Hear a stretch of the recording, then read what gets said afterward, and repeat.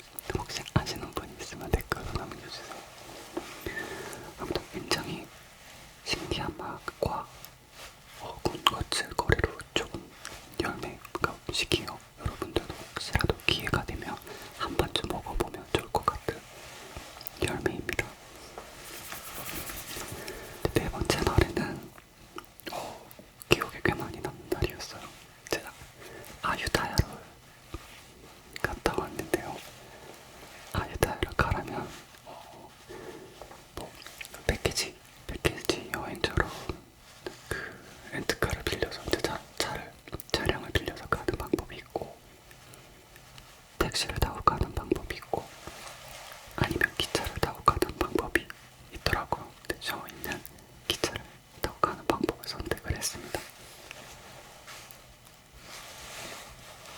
근데 그 기차가 뭐라고 설명해야 될까? 오래된 기차라고 해야 되려나요? 에어컨도 없이 손바퀴만 달려있는 기차였어요. 진짜 새로운 경험이었거든요. 모든 창문이 다 열려있고 선풍기만 위에서 이렇게 돌아가고 있고 사람들은 서 있고 물론 앉아 있는 공간도 있긴 했지만 대부분의 사람이 서 있었고 속도가 그렇게 빠르지는 않은 약간 완행열차 느낌이었는데 그게 1시간을 걸려서 아유타야를 갔습니다. 정말 재밌었고 그 기차 안에서가 감성적인 부분이 굉장히 막 엉들어지는 공간이었거든요. 그게 재밌게 가서 아유타야에 가서 이제 툭툭이 투어를 시작을 했어요. 근데 이날 제가 조금 준비를 못했던 게 선크림을 많이 바르고 갔어야 되는데 이날 선크림을 안 바르고 갔다가 그냥 땡볕에 얼굴, 목, 팔 다 탔어요. 시커멓게 탔어요. 정말 그냥 그쪽 동네 자체가 사원이 있고 뭐 그 뭐라고 하죠? 신전 같은 게 있고 이러는데 땡볕이에요. 땡볕. 그늘로 가려져 있는 나무도 별로 없을 정도로 땡볕인데 거기로 이렇게 그냥 그렇게 가버린 거죠. 여러분들 갈 때 우산 같은 거 챙겨가시거나 아니면은 좀 그냥 차라리 목이나 이런 데를 좀 가릴, 가릴 수 있는 곳으로 가셔야 돼요. 진짜 안 그러면 저처럼 목이 살이 벗겨질 정도로 타버립니다.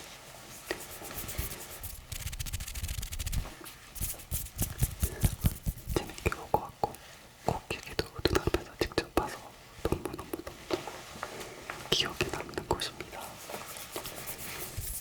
마지막 날, 5번째 날, 이날이 조금 저는 개인적으로 아쉬웠어요. 왜냐면 무상시장을 가려고 이제 예약을 해놨었는데 저희 이제 저희 같이 간 가족이 시간을 잘못 알아서 그러니까 저희 전부 다 잘못 알았던 거죠. 잘못 알아서 30분 정도 늦게 도착을 했고 도착한 시간이 너무 늦어서 그 같이 출발하려는 일행들이 다 가버린 거죠. 그래서 시간이 한 8시간이 푹 떠버린 거예요. 근처에 있는 몰에 가서 밥 먹고 쉬다가 공항을 가자 이렇게 결론을 내렸어요. 맛있는 팟타이도 가고 다른 공항 근처에 있는 호텔을 예약을 해서 한 3, 4시간